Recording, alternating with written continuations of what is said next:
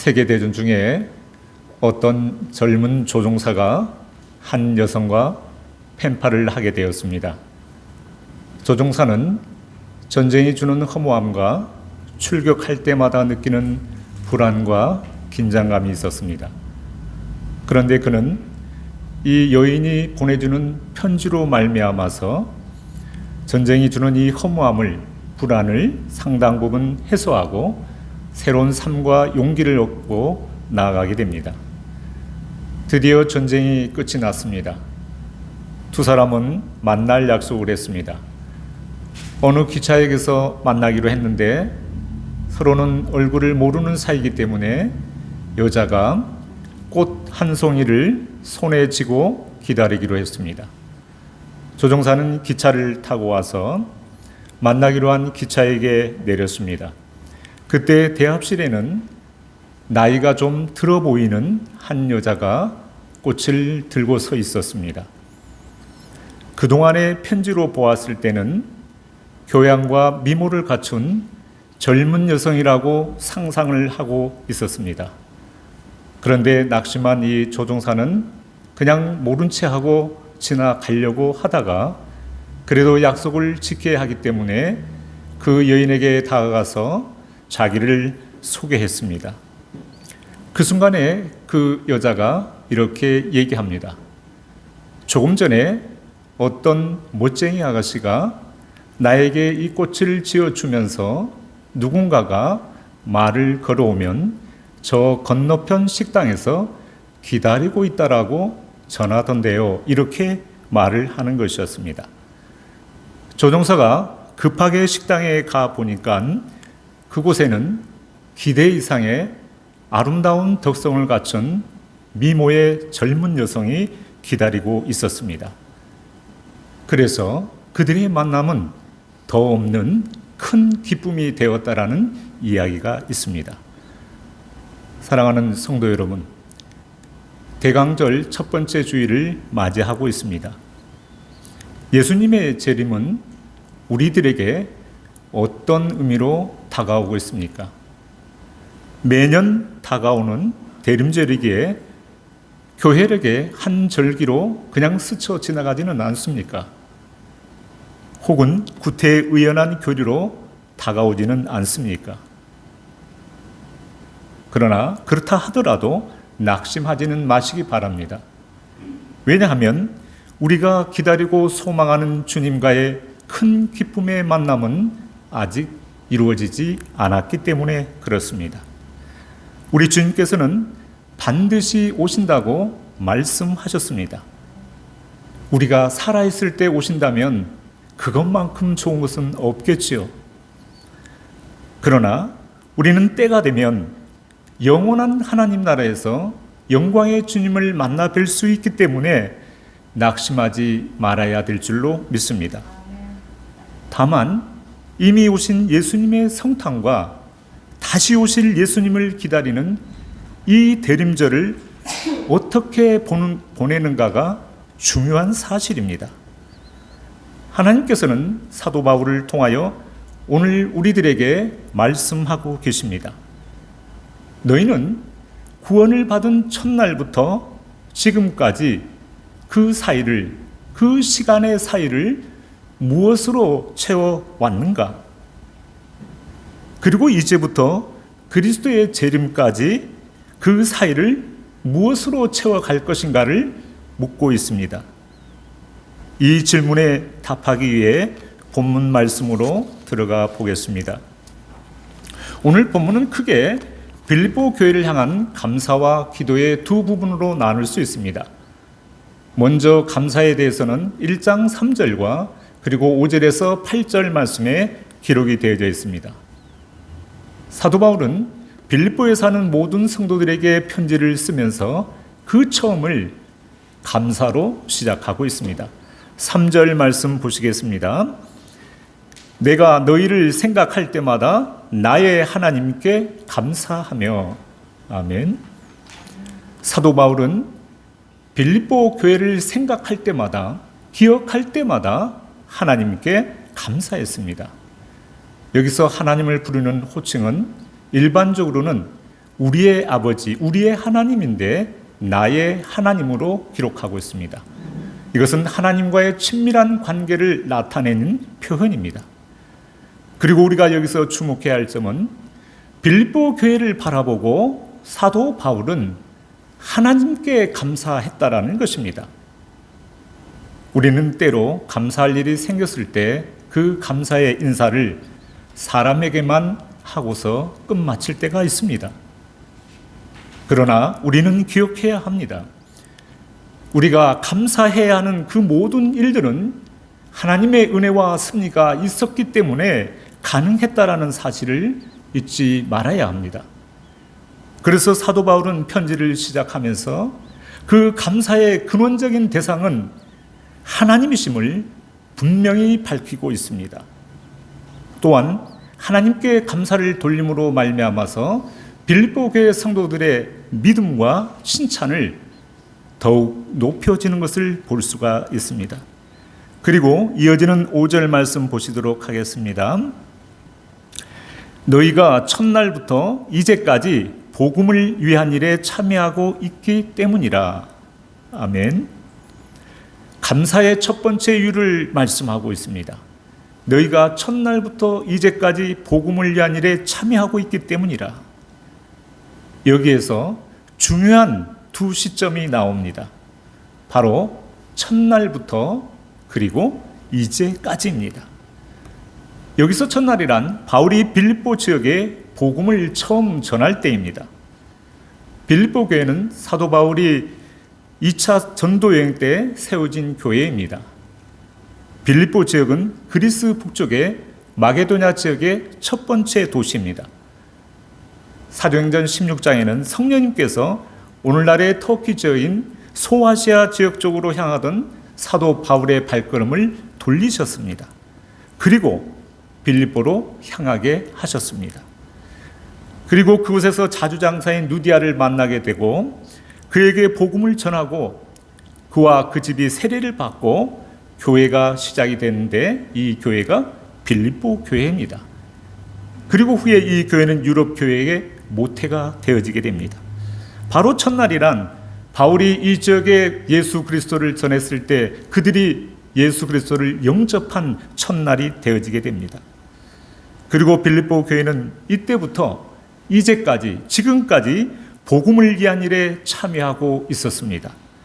여기서 이제까지는 바울이 로마의 옥중에서 본서인 빌립보서를 기록하고 있는 때까지를 말씀하고 있습니다. 빌립보 교회는 이렇게 복음을 들은 첫날부터 바울이 보낸 빌립보서를 받아보는 그 사이를 무엇으로 채웠는가 하면 바로 복음을 위한 일로 채웠습니다. 여기서 복음을 위한 일이란 빌립보 성도들이 직접 입술로 복음을 전하는 것부터 시작해서 당시 선교의 제1선에서 복음을 전하고 있었던 사도 바울의 복음에 동역하고 있던 모든 것을 포함하고 있습니다. 또한 빌립보 교회 역시 여러 가지 환난과 시험에 있음으로 말미암았지만 그래도 꿋꿋하게 교회를 섬기고 인근 지역에 그리스도의 사랑을 전하고 있었습니다. 또한 사도 바울과는 처음 사랑을 잊어버리지 않고 물질과 기도로 후원하는 그의 사역에 적극적으로 참여하고 있는 것을 가리키고 있습니다. 그래서 사도 바울은 이 모든 일을 생각할 때마다 하나님께 감사하지 않을 수가 없었던 것입니다. 그렇다면 여러분, 여기서 첫날이란 우리들에게 어떤 의미가 있을까요? 바로 내가 구원받은 날입니다. 예수님을 나의 구주로 고백한 날입니다. 또한 자주장사 누디아와 같이 성령께서 내 마음의 문을 여신 그날입니다. 하나님께서 나를 붙드신 은혜의 시작점이라고 말할 수 있습니다.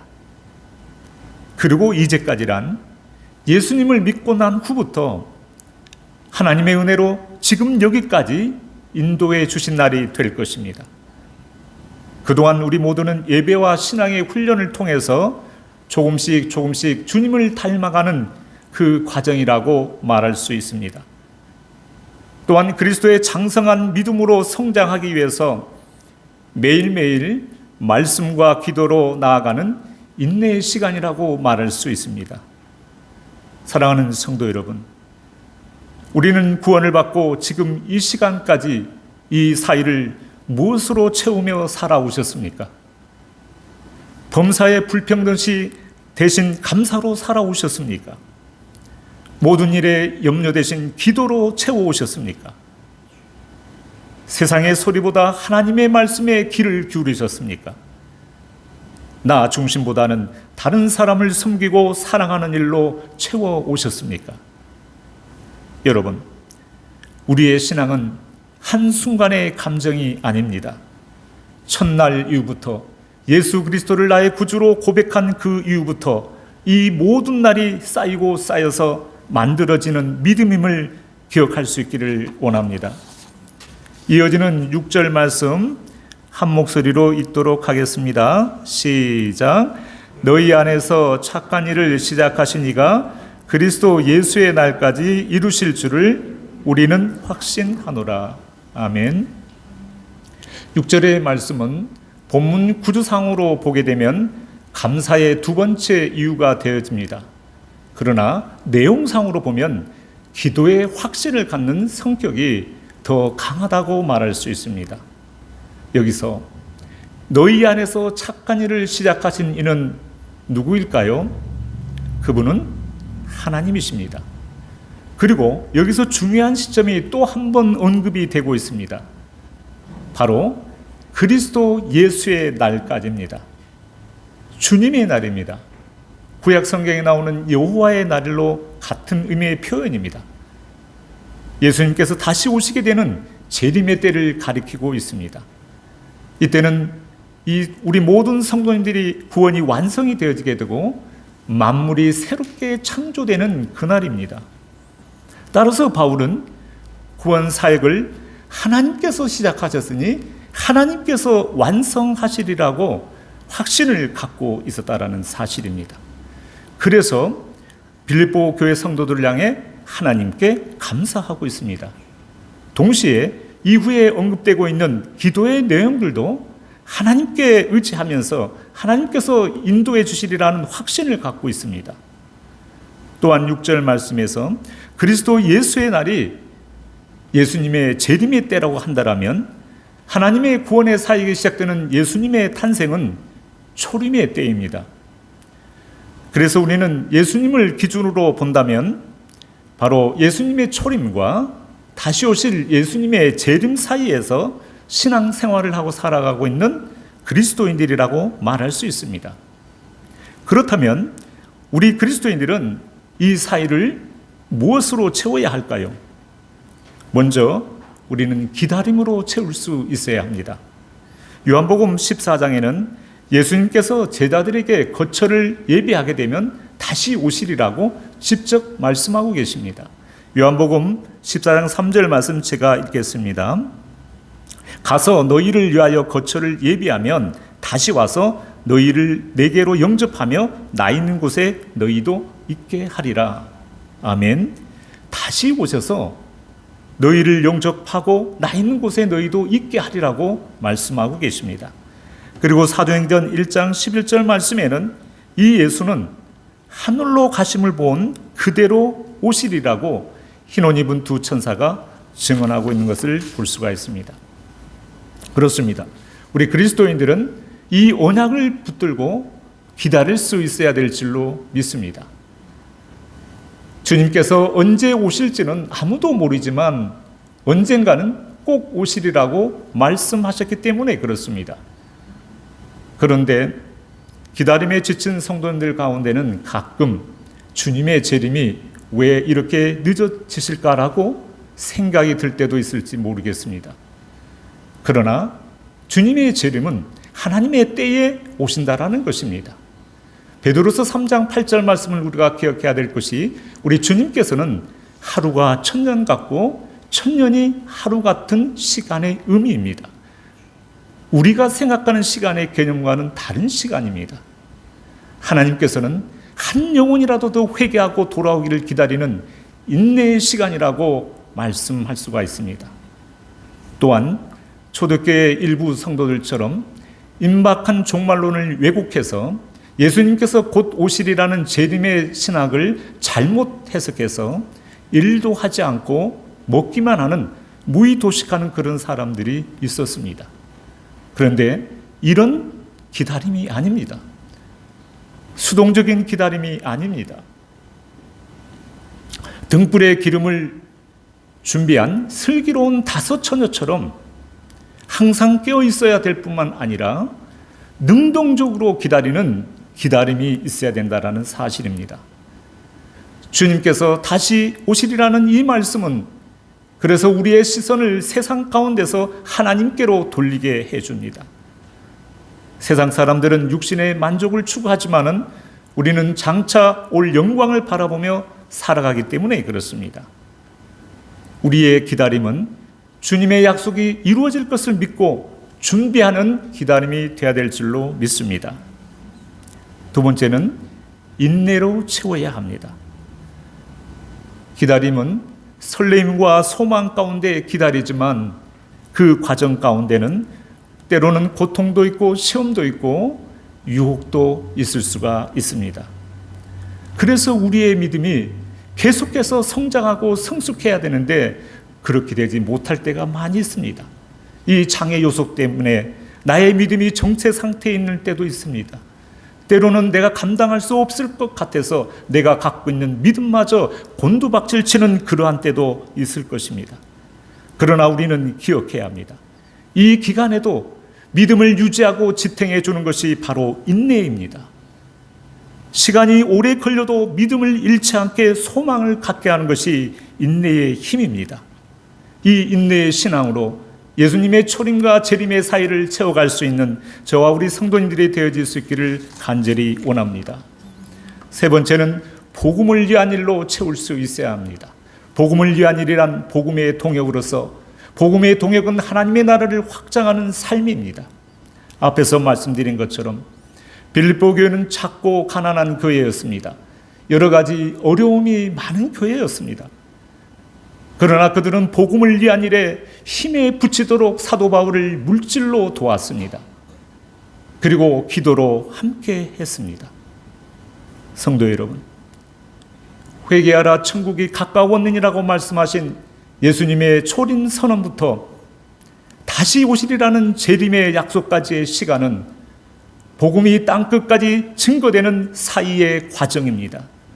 우리는 이 사이를 주님께서 명령하신 지상 최후의 명령이신 선교의 명령으로 잘 실천할 수 있어야 될 줄로 믿습니다. 그리고 복음의 동역은 특별한 사람만이 하는 것이 아닙니다. 우리 모든 성도들의 책임입니다. 바울처럼 목회자들처럼 설교만이 복음의 동역이 아닙니다. 기도와 물질로 동역하고 섬김과 헌신으로 동역하고 더 나아가서는 우리의 삶으로 복음을 증거하는 것이 복음의 동역입니다. 우리 예수님께서 다시 오신 그 이유도 택한 백성들을 다 모으기 위함입니다. 그래서 우리는 그리스도의 재림을 기다릴 때에 언제나 늘 복음을 위한 일로 복음의 동역자로 그 사이를 채워갈 수 있기를 간절히 원합니다. 그리고 이어지는 7절과 8절 말씀 보시겠습니다. 7절은 제가 읽고 8절은 우리 성도님들이 읽어주시겠습니다. 내가 너희 무리를 위하여 이와 같이 생각하는 것이 마땅하니 이는 너희가 내 마음에 있음이며 나의 매임과 복음을 변명함과 확정함에 너희가 다 나와 함께 은혜에 참여한 자가 됨이라.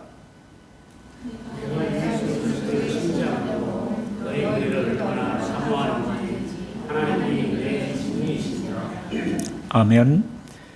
바로 7절과 8절의 말씀은 감사의 세 번째 이유입니다. 사도 바울은 고난 중에도 함께했던 빌립보교의 성도들을 생각할 때마다 그들에 대한 특별한 애정과 깊은 하나의 그러한 감정을 갖고 있었습니다. 그래서 그 이유를 자기 자신의 힘에 있지 않고 그리스도의 심장을 갖고 있었기 때문이라고 고백하고 있습니다. 그래서 그 그리스도의 심장으로 그들을 사랑하게 하신 하나님의 은혜에 감사하고 있습니다. 특별히 바울은 빌립보 교회 교인들을 마음에 품었습니다. 그들은 사도 바울이 자신의 수고로 나온 영적인 자녀들입니다. 뿐만 아니라 사도 바울이 지금 감옥에 있을 때에도 복음을 변호하고 확증할 때에도 항상 동일한 은혜에 참여하고 있었습니다. 자칫 이용과 핍박을 받을 수 있는 그러한 상황이었지만은 빌립보 성도들의 변함없는 동역이 감사의 이유였습니다. 여러분, 오늘 우리들의 신앙도 마찬가지입니다. 신앙에는 변함이 없어야 될 줄로 믿습니다. 만약 누군가가 우리의 신앙의 여정 가운데 고의적인 것이 아니라 실수로 범죄하였을 때도 있을지 모르겠습니다. 교회가 어려움 가운데 처했을 수도 있습니다. 복음사에게 위기가 다가올 때도 있을지 모르겠습니다. 그러나 그때마다 상황에 따라 달라지는 그런 사람이 아니라 끝까지 함께하는, 고난을 당할수록 더욱더 가까이 서주는 그는 믿음의 동역자들이 되어질 수 있기를 간절히 원합니다. 이렇게 할 때 누군가의 마음에 오래 남게 되는 성도님들이 되어질 줄로 믿습니다. 이어지는 말씀, 4절 말씀 보시도록 하겠습니다. 4절 말씀은 감사에 이어서 기도의 첫 번째 시작을 말씀하고 있습니다. 1장 4절 말씀 제가 읽겠습니다.